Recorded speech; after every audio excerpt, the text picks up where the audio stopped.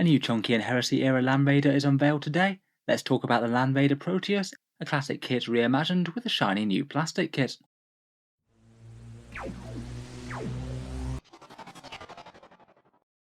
Hello and welcome back to Warspecs Tactics, where today we're talking Land Raiders once more, and we've got a confirmation that there's going to be a shiny new Land Raider kit coming for Warhammer 40k.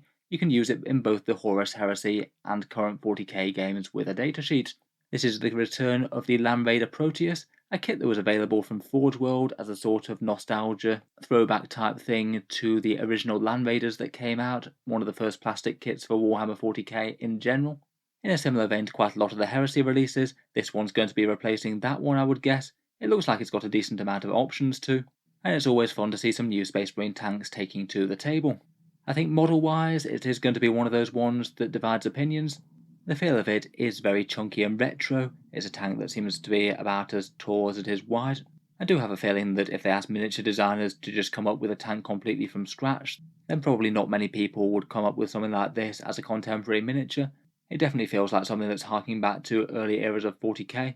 Chunky and perhaps slightly impractically bulky things, rumbling across the battlefield at low speed, tearing chunks out of each other with powerful weapons. This Land Raider Proteus kit was previously leaked in the Horus Heresy books, the Liber Astartes and Hereticus ones, and it does look like the same model that was pictured there is pictured here, a nice Emperor's Children design this one. I think that there was an Ultramarines one pictured in those books as well. Kit-wise, as mentioned, it does look like a really quite tall and round tank, not quite as wide and flat as the current Land Raider, and it does also seem to have gained a few different options compared with the previous Land Raider Proteus. Previously, in the Rogue Trader days, it didn't have the front assault ramp that's kind of classic for standard Land Raiders in 40k right now. It just had a dozer blade. It seems that you can still build that dozer blade feature, but now you also have the option of a front-mounted assault ramp as well, so you can disgorge a horde of Terminators or something into the midst of the enemy. Otherwise, it's got las cannons on the side sponsons, maybe fairly similar to the standard Land Raider. They are mounted a little bit differently though, two las cannons, the first one a bit more prominent than the second, and I think that the turrets do look kind of cool, if a little bit unprotected.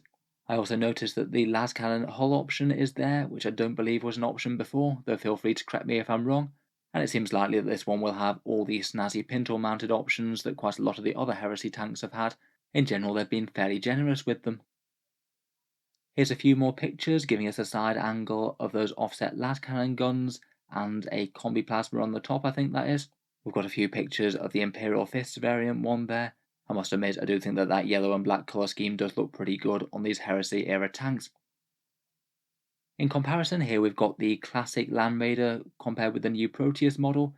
You can see where the design elements come from, the las cannon turrets look the same, and in this one you can see the dozer blade mounted front bit.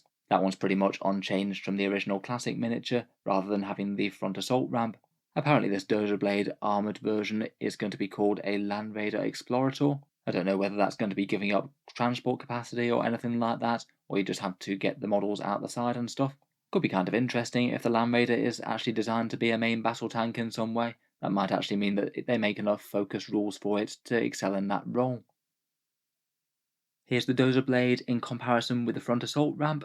I think they made both of them look pretty good, to be honest. Really quite cool that you can swap out the two as well. Seems like that's a good way to basically please everyone. You've got the option for your troop delivery transport, as Land Raiders are kind of famed for in 40k in general, and you've got the option of basically building the exact same kit as the old classic one if you really want to go for maximal nostalgia vibes, but with a bigger and chunkier scary model.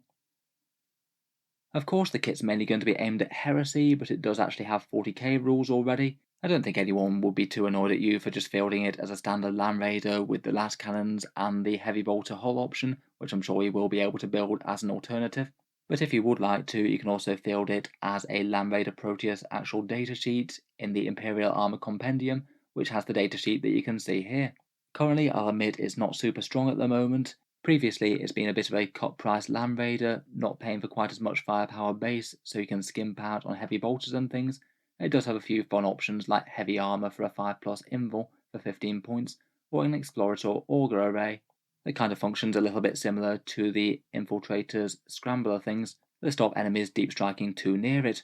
Not too bad for a frontline tank, I guess. However, since Armour of Contempt, the heavy armour for the 5+ invul just isn't quite as relevant. You're going to need some ridiculous AP weapons to make 2+ armor go to plaster 5+ invul when you've got AOC. And as all the rest of the Land Raiders went down in price a bit, it means that the discount that you get for not picking up heavy bolters and things just isn't quite as exciting on this guy. Add that to having to spend a 1 command point pre-game spend for him for being a relic datasheet, and it really just doesn't add up to be particularly competitive with standard Land Raiders. I guess there's at least a chance they might reissue a datasheet for this guy though. It does look like it might need a few options adding in, as on this datasheet I don't think that you can take those hull-mounted las cannons. Seems quite fun if you could have a really quite dedicated anti-tank Land Raider, 2 Land Raider sponsons and 1 hull-mounted one. And maybe they might have some sort of differentiation between the assault ramp and the dozer blade. Maybe they could give it some sort of benefit, or the dozer blade could give it some sort of extra ramming rule in combat perhaps. In any case, I'm looking forward to hearing what you guys have to say about this one. Do you like the Land Raider? Do you hate it? And would you be tempted to pick one up for 40k or heresy? Let me know what you think down in the comments below, and feel free to subscribe to Auspex Tactics, where I'll certainly keep up with the regular 40k content. I will touch on Games Workshop's news and releases whenever we get more details. Finally, if you've been enjoying the videos on the channel, I would just like to mention that Auspex Tactics does have a Patreon page as well. You can find that one linked down in the video description below if you're interested, and it is what allows me to keep on making content like this quite so regularly. There's plenty of stuff on there, including getting your name in the credits, seeing early videos and regular prize draws, so feel free to check it out if you're interested.